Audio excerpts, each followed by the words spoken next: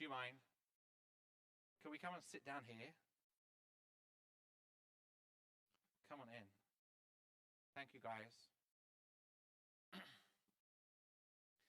Can you all see me if I sit down? Maybe a little bit on the video screen. Okay. Can I get my friend Noah? Is it okay? Yes? Noah, do you want to come out? I'm sleepy. But the children would like to see you. I'm not sure if they really do. They weren't very enthusiastic. Oh, hello. I feel like my hair is a mess. Give me a moment. I don't have a very good green room here to get ready for my people. Hi, how are you? Can I shake your hand? Thank you. I don't have opposable thumbs. You just have to hold my hand. Hi, how are you? Good to see you. Thank you. I believe I was a little intimidating the last time I was here, so I just wanted to say hi to my public. Okay. Now, you have a choice of two stories today. They're both great stories. I feel that I can fully release my acting in a thespian with them. But would you like the story of the man who wrestles with God or the widow who argues with the judge? Either one. I really am asking. What do you think? Brandon, what do you think? You don't know? The widow, okay. I thought they'd go with the man that wrestled with God, but we'll go with the widow instead. Is that okay? Good. Thank you, Elizabeth. There was a widow who had faced a great injustice. And she went to the judge, and the judge was unjust. He didn't care about doing the right thing. So he ignored her.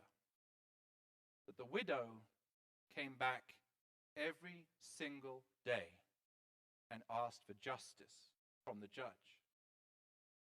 Eventually, he scratched his head and thought, this widow is going to drive me crazy. I'm going to give her justice, not because I think justice is a good thing, just because I want her to stop bothering me. So he gave her justice. And she went away and she had peace. Now, Jesus told this story because he was trying to talk about how we should pray. We should pray without ceasing. He used the example of an unjust judge because he wanted to compare that with God, who was good and just, and who would give you something not based on you just being persistent, but based on the fact that it was good, the right thing. Now I'm wondering about this because I wonder what kind of persistent prayers we might offer that might get granted and what kind might not get granted. And I want to say this. For a while, I used to pray for a pony. I really wanted a pony. I really like ponies. And I asked God every day for a pony. But I never got the pony. But I kept praying. And after a while, I realized I didn't need a pony. After a while, as I prayed persistently, I realized what God was like. That God was a God of love and of justice. And as I prayed persistently, I slowly felt my own heart changing. I became different. And my prayers became different. Eventually, I stopped praying for the pony. and started praying that the world might be full of love and justice. And then I realized something. I realized that if I wanted the world full of love and justice, I should be full of love and justice and live that way in the world. And I started to find through my persistent prayers that I was changed, and the world around me started to change as well. I wonder what you pray for.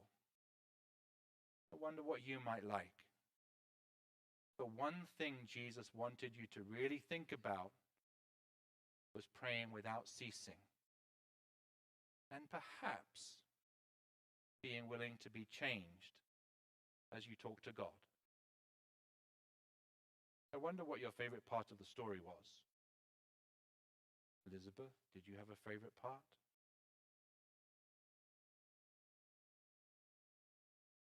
I didn't hear you, sir. Harvest Festival. You like that? Oh, that's great. We had one last night, yes. I wonder if there's any part of the story we could leave out and still have all the story we need. It's always a hard question.